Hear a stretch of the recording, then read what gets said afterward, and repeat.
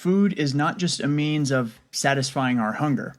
It also has the power to connect us to our roots, our family, and our surroundings. Take a moment to reflect on the food that evokes a strong sense of belonging within you. The right food has the ability to transport us back in time, invoking specific feelings like nothing else can. It lets us go places that don't exist anymore. This unique quality of food and its ability to evoke memories and emotions is why it holds such a special place in fiction. Authors often describe lavish feasts and banquets using food to make their world feel more vivid and vibrant. Hello, I'm Skele, the ADHDM, and after tearing myself away from playing Tears of the Kingdom, I'm here to make a video about food and cooking in D&D. In this video, I'll discuss the role of food in the game and how it can be used to enhance the player experience. I'll also share my journal spread for creating unique ingredients and recipes, as well as how the players interact with them. Additionally, I'll be incorporating ingredients from last week's plants spread. In D&D, food tends to lose its significance quickly.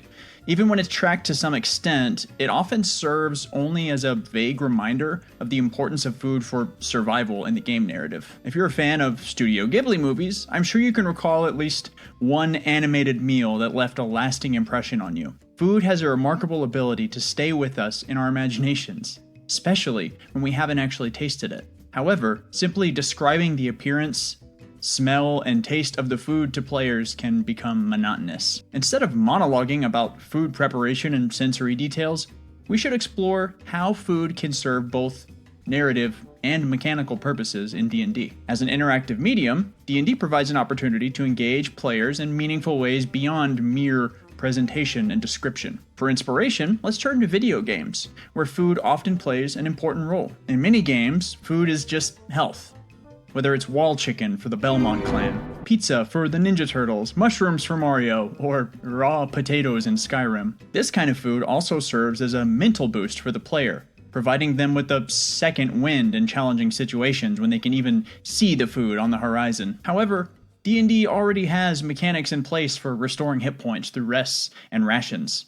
Simply adding hunger or stamina meters wouldn't align well with the game's design. We should avoid introducing mechanics that limit gameplay by imposing arbitrary constraints, i.e., if this meter runs out, you don't get to play D&D anymore. Instead, let's explore some games that use food in more immersive ways and see what we can learn from them. Fire Emblem Three Houses, for instance, incorporates meals into multiple functions, building relationships, restoring energy for classes, and strengthening your army. Eating with other characters not only improves their opinion of you, but also enhances their relationships with each other.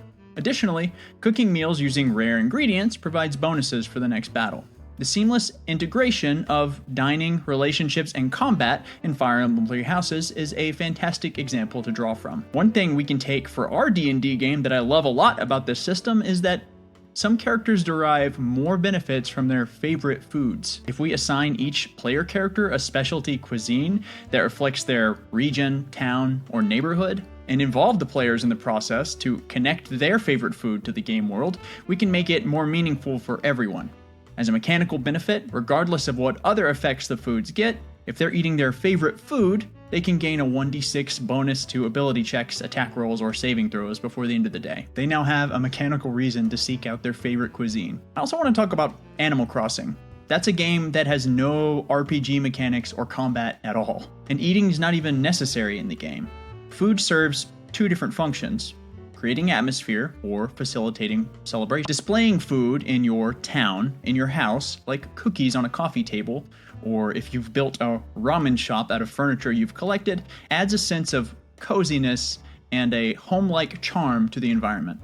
It makes it yours. Special foods are also introduced during holidays and festivals, fostering a sense of charm and authenticity when you share it with friends or villagers. In a D&D campaign, there are moments when the characters can take a breather from the main adventure and exist outside of the conflict. These moments can be enhanced by using food to create atmosphere. For example, we can introduce region-specific or more broad celebratory foods that are enjoyed by both the rich and the poor, the young and the old, adding depth to the culture of the world we've created. Lastly, and this should come as no surprise, let's look at The Legend of Zelda: Breath of the Wild. In this game, food, money, and equipment are all collected from the environment. Food plays a vital role in improving speed, attack, defense. your health, and your stamina. The game's cooking system allows players to create recipes using collected ingredients, providing situational benefits like being better at sneaking, or elemental resistance, or fireproofing to visit Death Mountain. Taking inspiration from that, we can create a similar system in our D&D game. By examining the challenges present in the region, we can design recipes that mitigate those challenges but don't eliminate them entirely. For example, if the region is infested with venomous snakes, we can create antidote-like effects or grant poison resistance through certain food effects. This adds an exciting element of preparation and risk management for players as they consider which of their rare ingredients to use.